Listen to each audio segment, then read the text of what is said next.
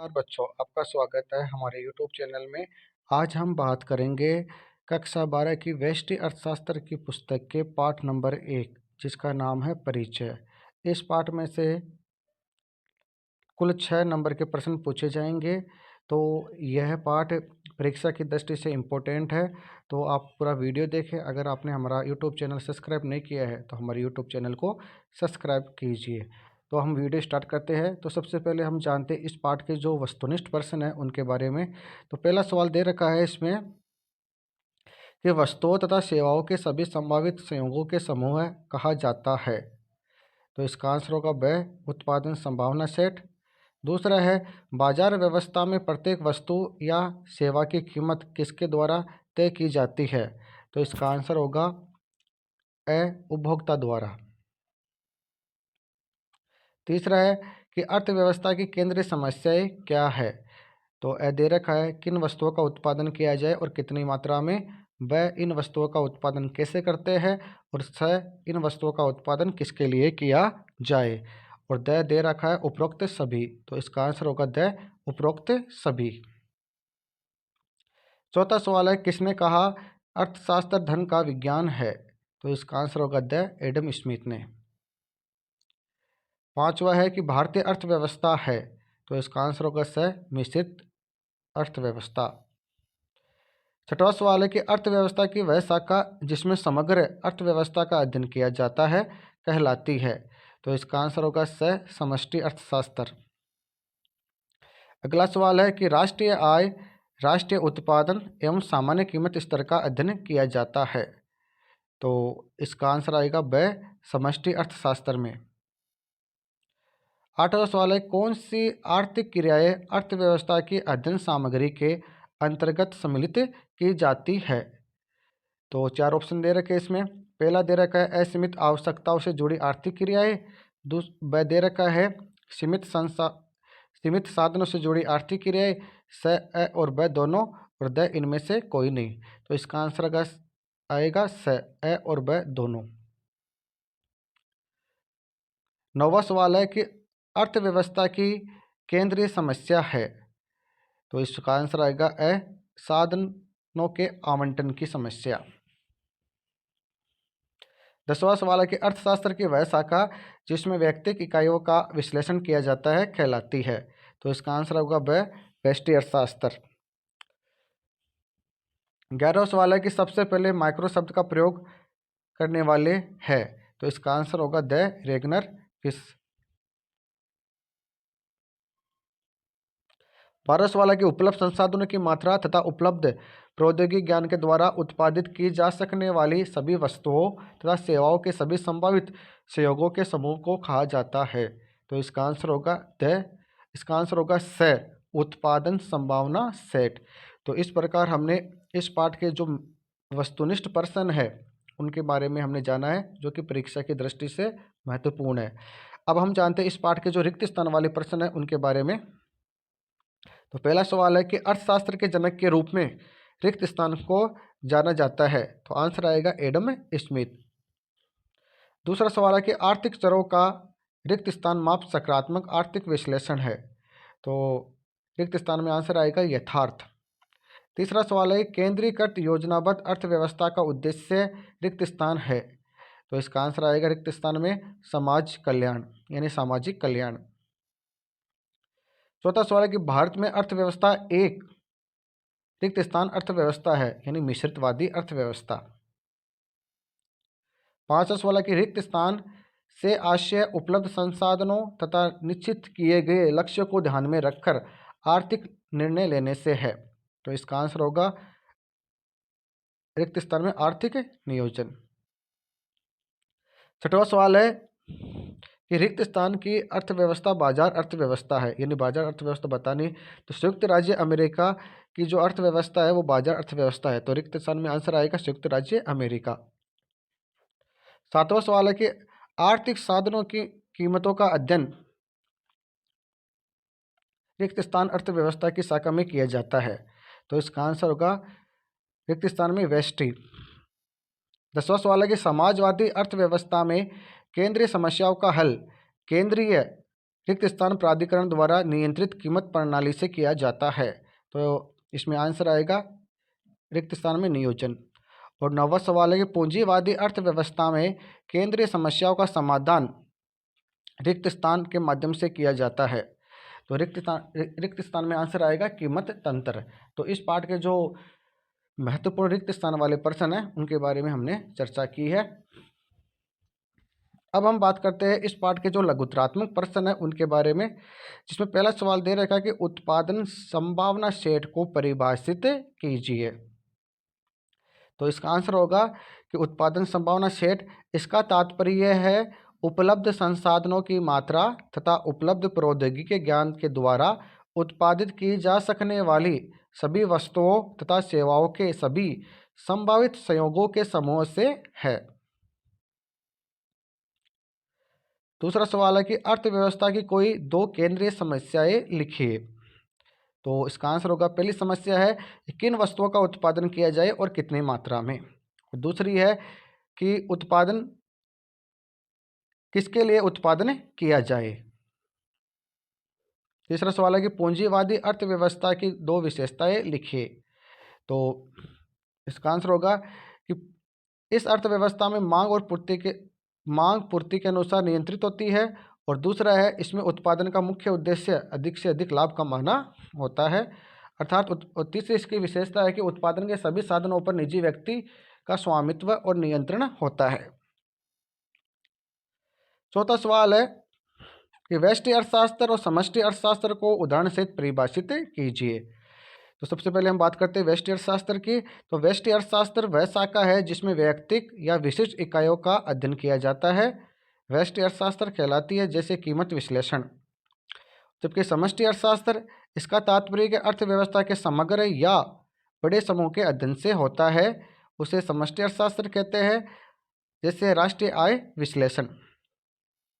पांचवा सवाल है कि सकारात्मक आर्थिक विश्लेषण तथा आदर्शक आर्थिक विश्लेषण के मध्य अंतर स्पष्ट कीजिए। तो इसका आंसर होगा कि सकारात्मक आर्थिक विश्लेषण में हम आर्थिक क्रियाविधियों के वास्तविक रूप क्या है का अध्ययन करते हैं। सकारात्मक आर्थिक विश्लेषण के अंतर्गत हम यह अध्ययन करते हैं कि कौन सी क्रियाविधि किस प्रकार कार्य कर रही है।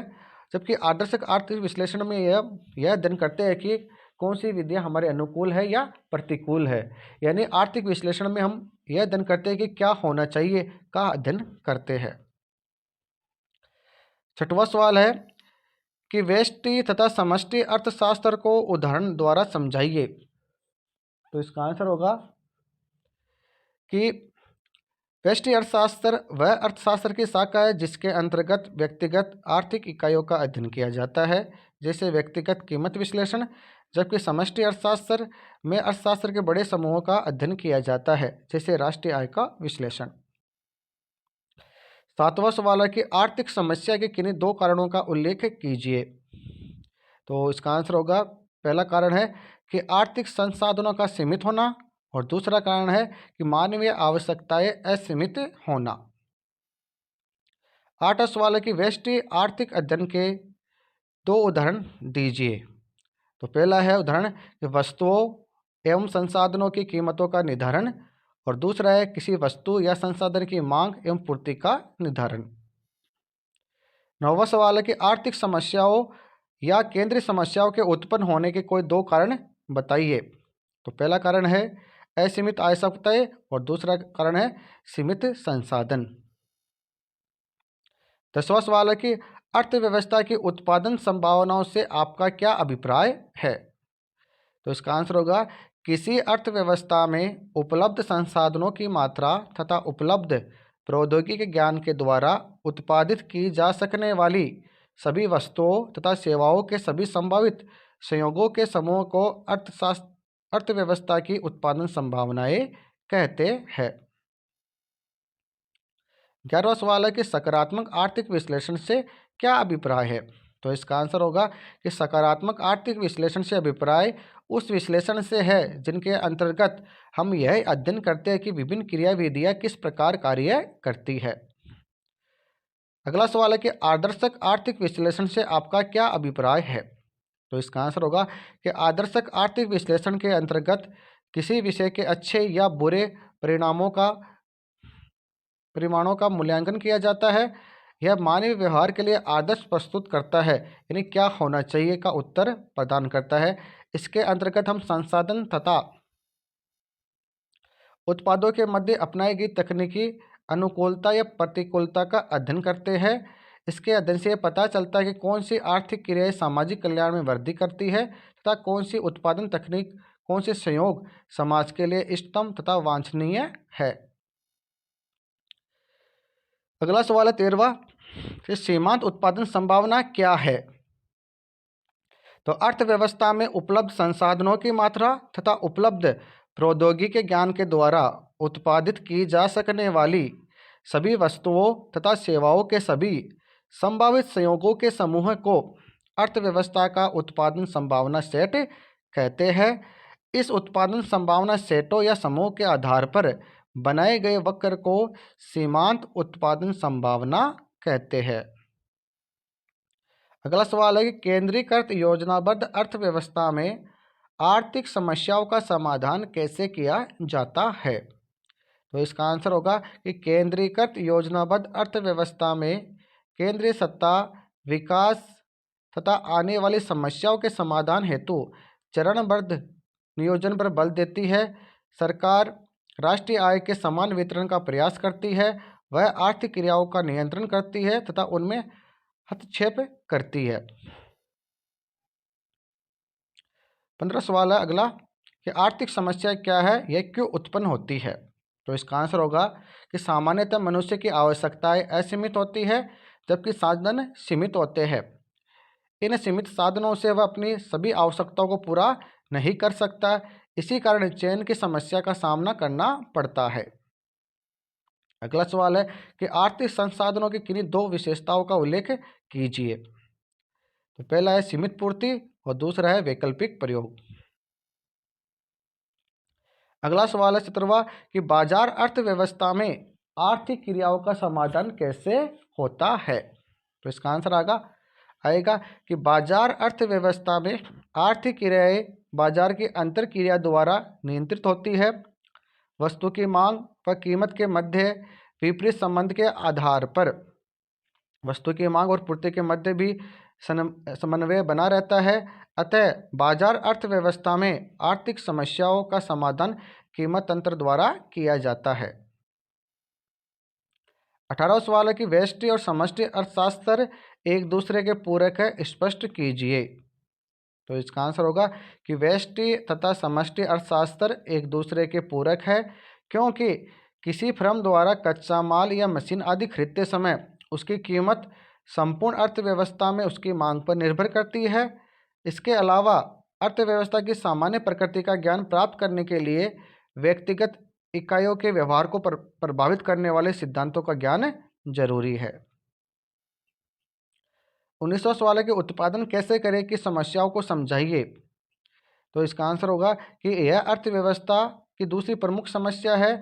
इसका संबंध वस्तु या सेवा के उत्पादन हेतु तकनीकी के चयन से है।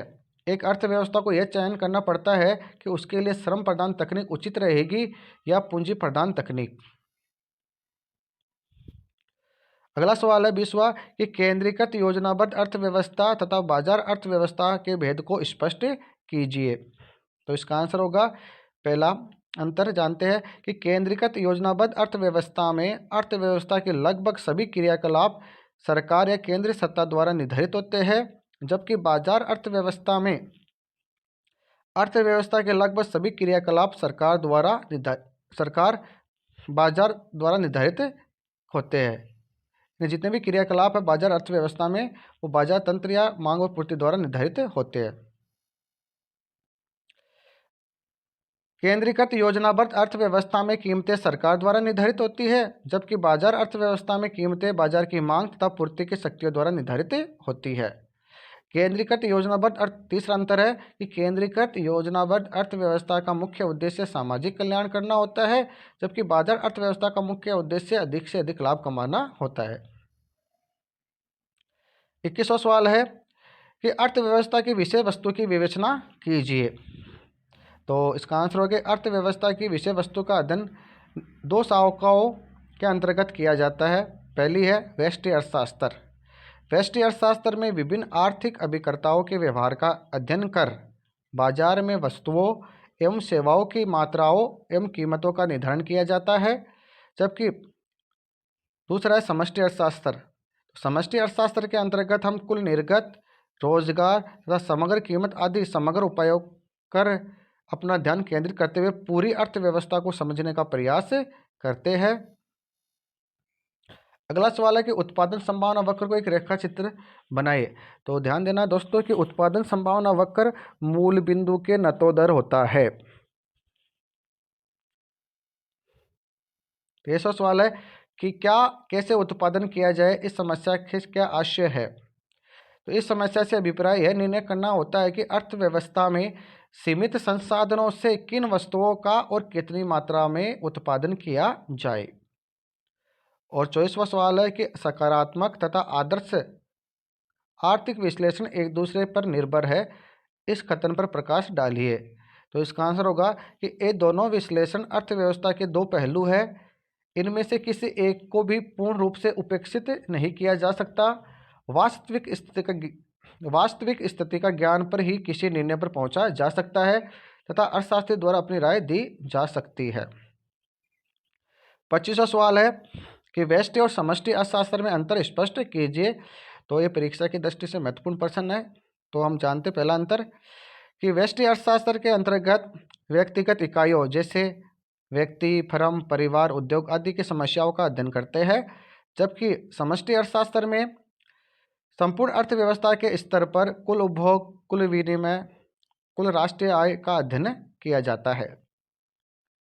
दूसरा अंतर है कि व्यष्टि अर्थशास्त्र में अध्ययन हेतु यह माना जाता है कि समष्टि चर स्थिर रहते हैं, जबकि समष्टि अर्थशास्त्र में अध्ययन हेतु यह माना जाता है कि व्यष्टि चर स्थिर रहते हैं। तीसरा अंतर है कि इसका मुख्य उद्देश्य संसाधनों का सर्वोत्तम बंटवारा करना होता है, जबकि समष्टि अर्थशास्त्र का मुख्य उद्देश्य संसाधनों का पूर्ण उपयोग एवं विकास करना होता है।